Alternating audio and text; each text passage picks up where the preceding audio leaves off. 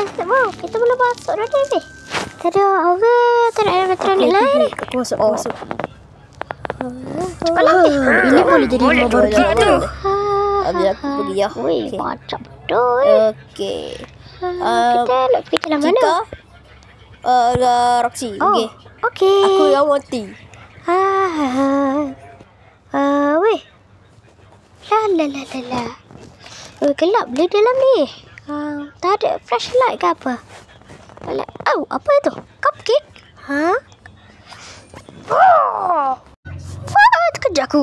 Jaga dah. Kau nak pergi mereka. Kau akan berawat kau. Ya, aku elak. Weh, apa tu? Weh, Oti, ada benda tak? Weh, Freddy. Abik. Aduh. Weh, kau kita Freddy. Weh, aduh.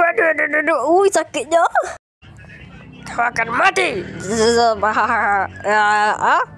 Tidak, aku tidak tegat. Aduh. Aduh.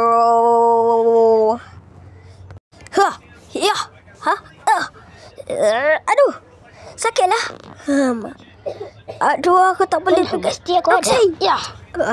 Thank you, bro. Yep. Thank you, guys. Korang aku nyesal lagi. Baru sini. Kau nak melawan aku, baik? Ya. Aduh. Takut. Aduh. Alah, ambillah. Kapit. Sudah. Okey, korang Alah, pusing. aduh. Sapati kau nak pergi. Bagus. Mampus kau.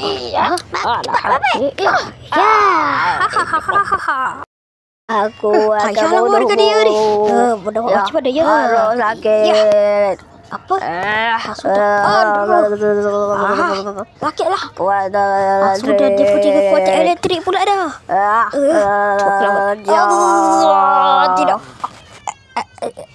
Aduh.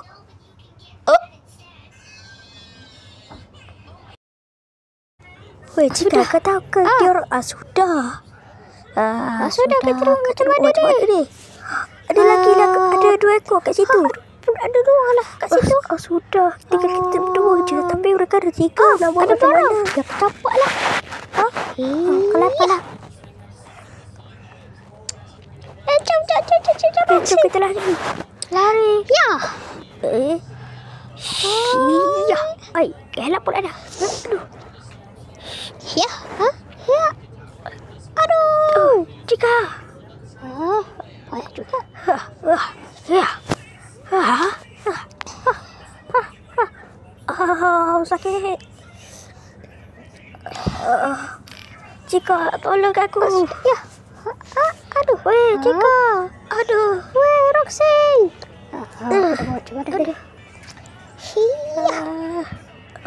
Roxy. Iya. Weh, Cika, mantap. Aduh. Aduh. Ya.